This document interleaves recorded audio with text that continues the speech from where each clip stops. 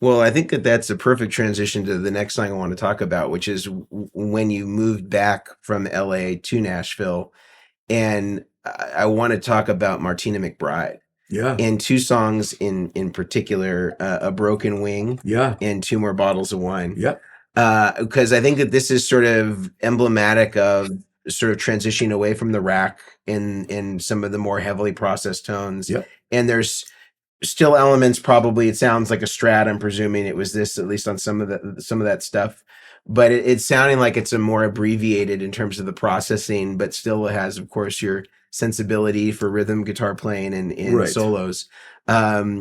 How did you get connected with Martina, and anything you can remember about? I mean, if you want to play both these songs, I'll take it. But yeah, I'll play bits of them. Sure. All right. Why not? Yeah. So why don't we just start with Two More Bottles of Wine? Like, do you remember with the harder one, right? Okay. Well, yeah, that was fun. Yeah. Sure. So what was a Martina McBride session like? I looked at on Spotify. In fact, this was in '93, I believe. Correct or no? Two More Bottles of Wine. It was 95 for Two More Bottles and 97 for A Broken Wing. Okay, so but they probably recorded earlier than that. Okay, so yeah, at least a year differential. What I remember that, and Martina and John are to this day are some of our best friends. Shares and my best friends. They're just musos. Mm-hmm. Martina, it's like great singer, but she's like a credit reader, and they had known what I'd done out in Los Angeles. Mm-hmm. And they, again, a lot of these producers at the early 90s, they were transitioning from the 80s country into the 90s country, and which involved an 80s guitar player. So, mm-hmm. Go figure the math on that. But yeah, I think I probably still had my racks with me at that time. But I had transitioned. I had just purchased that matchless. Okay. Which is the same matchless. I mean, it's like I had that. I remember I purchased a Gretsch, which I never played. I was just looking for tones that were different from what I had done. Yeah. And those were the sounds. And we would track. There was a little funky studio that they used to use. I think it's been torn down, and I can't remember the name of the studio, but it was just this industrial complex, and it was really funky and kind of seedy, but it just had a vibe that we did that. And I remember tracking these songs. Yeah. I don't remember playing the solo on the Two Bottles of Wine. Yeah. I heard that it was a lot of guitar players liked it in Nashville because, okay, so again, on our theme of influences, when I moved back to Nashville, I had been flown in and done some records when I was still living in the West Coast. Played for Reba McEntire, Tony Brown would fly me in, Jimmy Bowen would fly me in, again, because they liked having, people with other credits, And all I remember is being absolutely humbled by what I didn't know about country music. I grew up here, but I'd never listened to country music.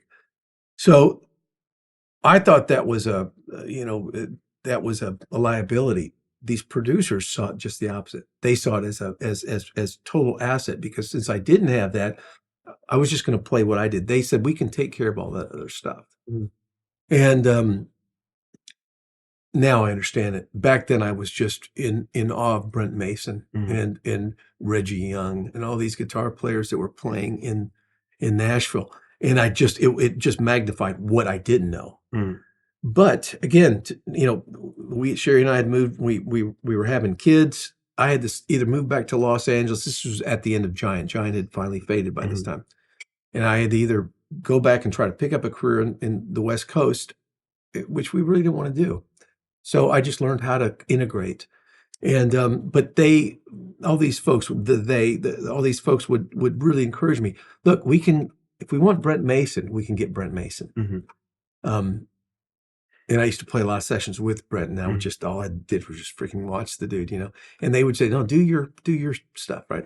So it was, the lines were drawn, but in order to have work, a sustained work, you have to know the kind of the playing field. And so I had my version of copying Brent. It was so not Brent, but it was good enough for some people because that's what they wanted. I mean, Right. and also, when like Brent was playing on everything, Yeah. so the producers are going, well, we don't want all of our records to sound exactly the same. Right. So anyway, that was my foray into country music, and you can hear. I love these two examples. I mean, there's a lot of records I played on during that time that you can hear a lot of the 80s influence. These you can hear me kind of experimenting with it with more of a telly kind of foundation. Although I think on the Broken Wing, it was probably this guitar or one of my Tylers. Yeah. Um, Yeah, it just sounds like all the double stops and kind of like a strat rhythm. Yeah, type sound. and a little vibrato stuff. The other one, I'm going to use a telly to kind of play because I need it to be detuned anyway. Yeah, and you thought you think you used this exact guitar on that song, likely? There's a possibility, but it's either that or a guitar that I gave away the other day, which was a Tyler with a maple neck. Okay.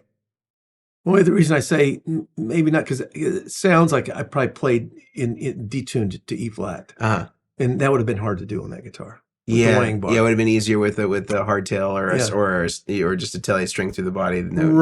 Right. So that's that. Yeah, but that was it. When I listened back to that, I mean, I played on so many records. There was a producer who was so gracious to me, James Stroud, during that time, and all the other ones too. But James was producing sometimes 20 records a year, and he would just have me play on almost everything.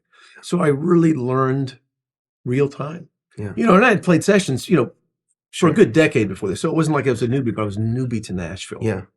And it exposed me to just different kinds of guitar playing. People would come in, capos. I never used capos until Nashville.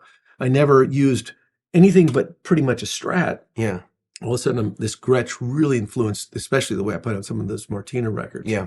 And so, this was the thing that kind of moved me into another direction. And do you think that this song, if it were a telly, would you have likely been using the matchless for this, or do you think? Oh, I guarantee I'd use the matchless for everything, and I still use that amp all the time. Let's change it up and let's hear two more bottles of wine. So you want me to play a little the intro, and this is where you can kind of see a little of the Brent Mason influence, especially with those are Brent's things. Yeah. He plays with a thumb pick, and he used to play, with his deal with stuff.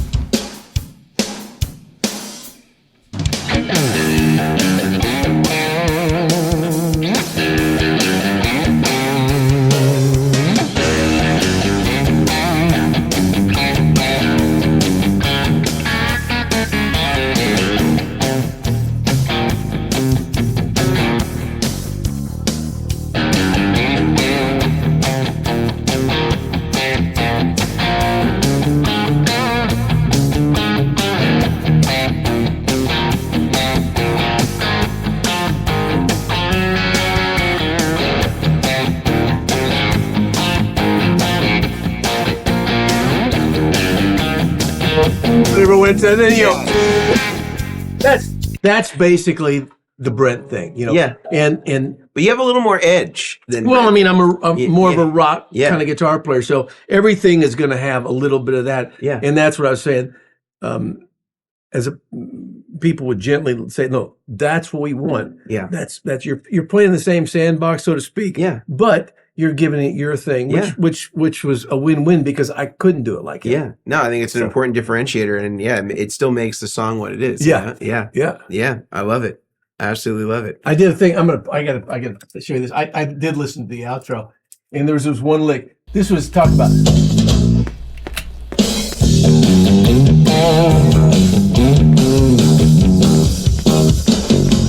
I must be a little behind, but there was this lick.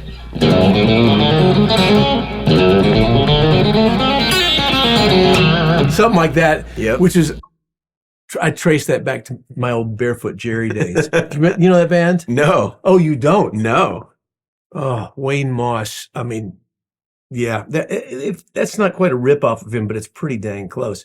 But I was trying to pull all the stuff from my junior high days back in. And all that stuff was, if you have a chance, listen to the You Can't Get Off With Your Shoes On record.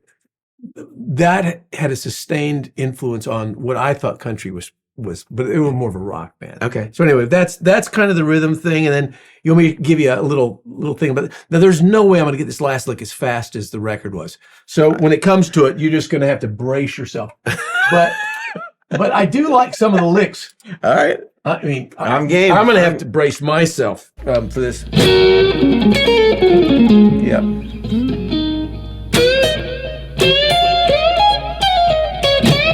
I think I can do it. All right. Let's see. I like the beginning of this.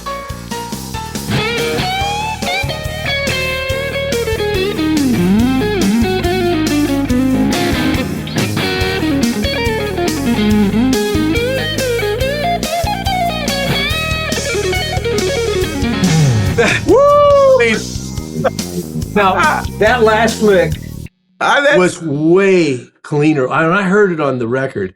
I even kind of said, that was a good day. I think those are the notes, just not with the clarity. It sounds right to me. Yeah, not bad, it sounds right to me. I'm not going to even try it again. But that was with those are like Brent Mason-ish licks.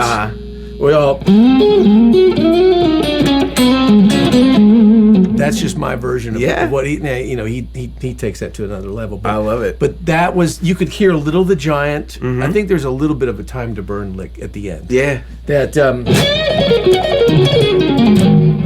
I think I picked it all back then. I'd have to. You picked it in Giant or in Time to Burn, the intro section. Yeah. And it's that would take me another 2 weeks to get that nailed. That's a good one. Yeah, I love it. Thank you. How about a little a broken wing and those beautiful rhythm? That is one of my favorite rhythm parts. Let me pull this one up. I'm gonna have to close this one down.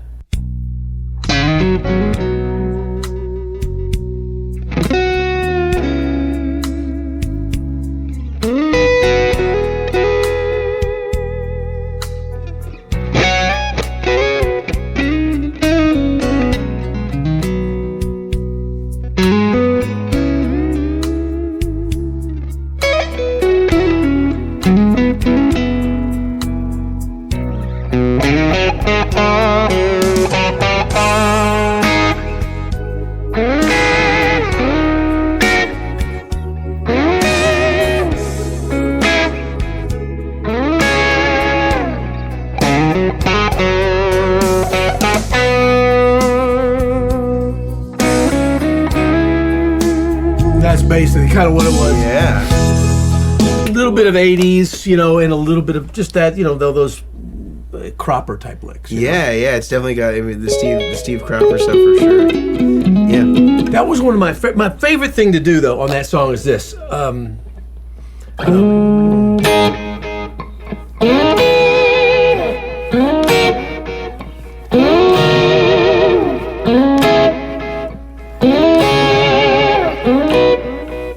There's something very Waddy Wachtel. Or no, Dan Korchmar. Danny Korchmar, okay. In the not Boys of Summer, not Boys of Summer. Dirty Laundry or Dirty Laundry. Thank you. You got it. Yeah, right. So is this it?